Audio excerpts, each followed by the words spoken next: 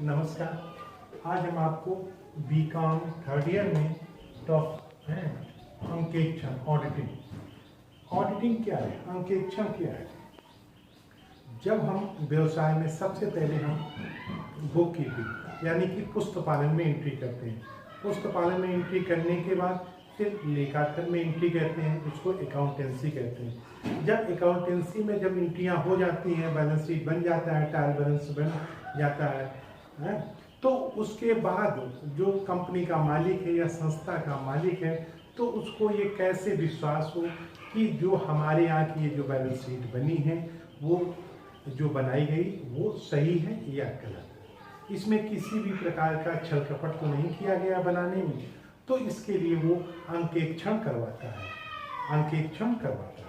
अंकेक्षण वो व्यक्ति हो सकता है, अंकेक्षक वो व्यक्ति हो सकता है जिसने सीए की परीक्षा उत्तीर्ण की। चार्टर्ड अकाउंटेंट व्यक्ति अंकेक्षण का कार्य कर सकता है, क्योंकि आज के समय में जो व्यवसाय का स्वरूप है बहुत बृहद स्तर पर है, अधिक बड़े स्तर पर है, क्योंकि एक कई जगह का उनका व्यवसाय होता है। तो इस व्यवसाय को उनको मालूम करने के लिए कि हमारे यहाँ जो व्यवसाय हो रहा है, जो कार्य किया जा रहा है, जो लेन देन किया जा रहा है, उसमें किसी भी प्रकार की छल कपट नहीं, इसलिए वो अंकेक्षण का कार्य करवाता है। अंकेक्षण के माध्यम से उनको ये जानकारी हो जाती है कि जो भी हमारे व्यवसाय में जो भी लेन देन कार्य किया जा रहा है, जो हमारी बैलेंस शीट है, ट्रायल बैलेंस है, उसमें किसी भी प्रकार की कमी नहीं है। इसलिए जो व्यवसाय का मालिक होता है वो अंकेक्षण करवाता है। आज हम पढ़ेंगे अंकेक्षण, ऑडिटिंग। अंकेक्षण के कार्य क्या है, फंक्शन ऑफ ऑडिट। तो इसमें जो ऑडिटिंग के क्या कार्य हैं, इस विषय में मैं आपको इसमें बता रहा हूँ। तो इसमें क्या होता है, प्रपत्रकों, प्रमाणकों, सूचनाओं एवं स्पष्टीकरणों के आधार पर लेखांकन पुस्तकों की जांच करना अंकेक्षण का प्रमुख कार्य है। यानी कि जो हमारे पास पेपर उपलब्ध हैं, जो लेन देन के जो प्रपत्र उपलब्ध हैं, उन्हीं के स्पष्टीकरण के आधार पर, अकाउंटेंसी के आधार पर हम जांच करना अंकेक्षण का ये प्रमुख कार्य है। इसके अंतर्गत कौन कौन से कार्य आते हैं। सबसे पहला आता है लेखा पुस्तकों की अंक गणितीय शुद्धता की जांच करना, यानी कि जो लेन देन किए गए अंकों में जो किए गए वो सही ढंग से किए गए हैं कि नहीं। इसमें क्या है, काफी सावधानी बरतने के बाद भी लेखा पुस्तकों में कहीं अंक गणितीय अशुद्धियां रह जाती हैं। यानी कि अंक गणितीय अशुद्धियों का मतलब ये, हमें 100 रुपये लेना था लेकिन हमने पुस्तकों में उसको 200 लिख दिया, या 200 की जगह हमने उसको 50 लिख दिया। इस तरह की अंक गणितीय अशुद्धियां रह जाती हैं। जैसे खतौनी में योग, जैसे खतौनी करना, जब हम पोस्टिंग करते हैं, पोस्टिंग करने में भी लिखना कुछ चाहिए था, लिख को देते हैं।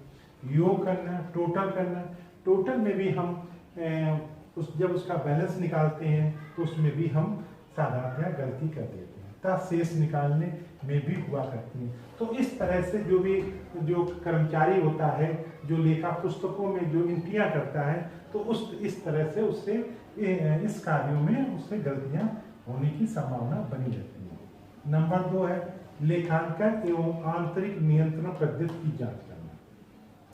इसमें क्या है, लेखांकन एक आंतरिक नियंत्रण पद्धति की जांच करता है। जो अंकेक्षण है वो क्या करता है, वो देखता है कि आपके पास जो आंतरिक नियंत्रण पद्धति, आप किस तरह से अपने व्यवसाय को चला रहे हो, किस तरह से वो कर रहे हो, तो वो भी उसकी वो जांच करता है। एवं स्पष्ट कि वे व्यवसाय के लिए पर्याप्त हैं या नहीं। जो आप व्यवसाय के लिए जो नियम बनाए हैं, जो कानून बनाए हैं, वो व्यवसाय के हिसाब से पर्याप्त हैं या नहीं, ये भी अंकेक्षण का कार्य होता है। नंबर 3 है गहन जांच करना। किसी मद के संबंध में संदेह उत्पन्न हो, यानी कि कोई जब लेन देन किया जाता है, तो अंकेक्षण को अगर संदेह हो जाता है तो वो उस पर क्या करता है, अंकेक्षण विस्तृत एवं गहन जांच की प्रक्रिया को अपनाता है। अगर उसको किसी भी प्रकार के डाउट हो जाता है कि इसमें ये कमी है, तो विस्तृत और गहन उसकी वो जांच करता है। ये भी अंकेक्षण का कार्य है। नंबर 4 है सिद्धांत एवं कार्यप्रणाली का पुनरीक्षण करना। अंकेक्षण का दूसरा महत्वपूर्ण कार्य लेखांकन सिद्धांत, जो अकाउंटेंसी के जो आपने सिद्धांत है उनका कार्य एवं कार्यप्रणाली का पुनरीक्षण करना होता है। जो आपके यहाँ जो भी कार्यप्रणाली उसका भी वो पुनरीक्षण करता है, ताकि यह स्पष्ट हो जाए कि वे पर्याप्त एवं व्यापक है, ताकि वो स्पष्ट हो जाए कि वो पर्याप्त है, वो जो कानून बनाए गए हैं वो पर्याप्त एवं व्यापक है, ताकि त्रुटियों व कपटों को ढूंढा जा सके। जो भी कमियां हैं, जो भी छल कपट है, उनको हम अंकेक्षण जो है वो आसानी से ढूंढ सकता है। नेक्स्ट है लेखा पुस्तकों का सच्चा एवं उचित चित्र प्रस्तुत करना। अंकेक्षण का कार्य होता है कि लेखा पुस्तकें शुद्ध हैं। लेखा पुस्तकों का सच्चा एवं उचित चित्र प्रस्तुत करना। तो अंकेक्षण का कार्य होता है कि लेखा पुस्तकें शुद्ध हैं। जो अंकेक्षण का कार्य होता है वो ये समझता है कि जो लेखा पुस्तकें की हुई वो शुद्ध है, बल्कि यह भी बताना होता है कि लेखा पुस्तकें व्यवसाय का सच्चा एवं उचित चित्र प्रस्तुत करती हैं। जो भी अकाउंटेंसी है तो ये माना जाता है कि जो भी ये लेन देन किए गए हैं ये सही है, इसमें भी किसी भी प्रकार की कोई कमी नहीं। नंबर नेक्स्ट है आयगत एवं पूंजीगत व्यय में अंतर। किसी भी व्यवसाय में व्यय मुख्यतः दो प्रकार के होते हैं, एक है आयगत व्यय, दूसरा है पूंजीगत व्यय। दोनों व्ययों की प्रगति अलग अलग होती है। जो दोनों व्यय हैं आयगत व्यय और पूंजीगत व्यय, इनकी जो भी नेचर है इनका अलग अलग होता है। अंकेक्षण दोनों व्ययों के बीच की प्रगति के आधार पर अंतर स्पष्ट करता है। जो ऑडिट है, जो ऑडिटर है, इन दोनों के जो आयगत व्यय है पूंजीगत व्यय है, इन दोनों के बीच के अंतर को वो स्पष्ट करता है। ये आयगत एवं पूंजीगत व्यय के अंतर्गत ये उसको कार्य करना पड़ता है। नेक्स्ट है लेन देनों की विश्वसनीयता एवं वैधता की जांच करना।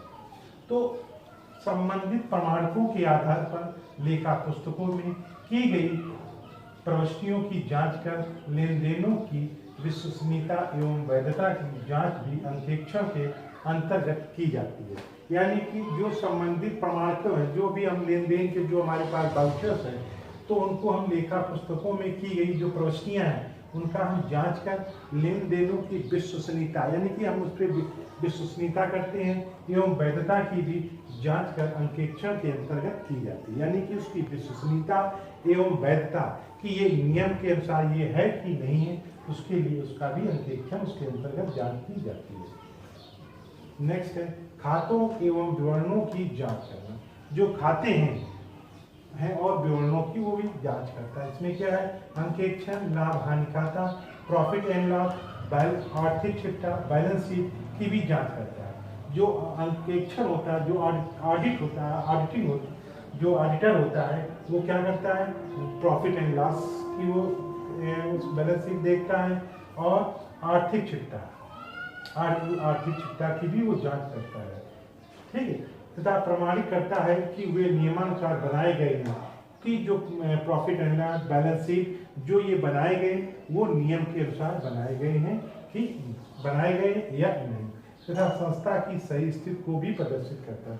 तो profit and loss balance sheet के माध्यम से वो चेक करता है कि जो ये बैलेंस शीट बनाई गई है या प्रॉफिट लॉस बनाया गया है वो सही नियमों के अनुसार बनाए गए हैं कि नहीं।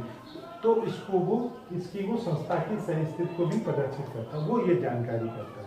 तो इस आज इसके माध्यम से मैंने आपको बताया अंकेक्षण के कार्य। अंकेक्षण के ये निम्नलिखित कार्य होते हैं। अंकेक्षण इन अपने इस आधार पर वो अंकेक्षण की वो जांच करता है। जांच करके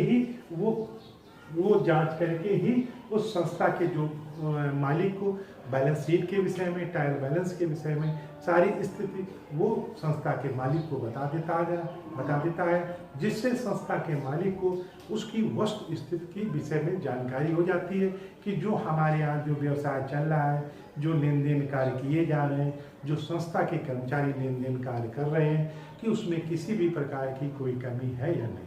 अगर कोई कमी होती है वो अंकेक्षण के माध्यम से वो पकड़ में आ जाती है, जिससे संस्था के मालिक को जानकारी हो जाती है और उस जो जानकारी होती है उस कमियों को भी दूर किया जा सकता है। ये किसके माध्यम से होता है? ये अंकेक्षण के माध्यम से होता है। अंकेक्षण जो होता है वो बैलेंस शीट की जांच करता है, ट्रायल बैलेंस की जांच करता है। तो इनको जांच करने के बाद वो बैलेंस शीट चेक करता है, जो प्रविष्टियाँ की गई उसकी भी जांच करता है, अगर किसी भी प्रविष्टि में कोई कमी है उसकी भी गहन जांच करता है।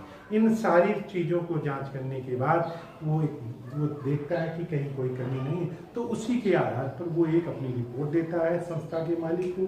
जब संस्था को मालिक को रिपोर्ट देता है तो उससे ये मालूम हो जाता है कि जो व्यवसाय हमारा किया जा रहा है, जो हमारे यहाँ संस्था के जो कर्मचारी हैं, जो अधिकारी हैं, वो नियमानुसार कार्य कर रहे हैं या उसमें किसी भी प्रकार की कोई कमी है नहीं।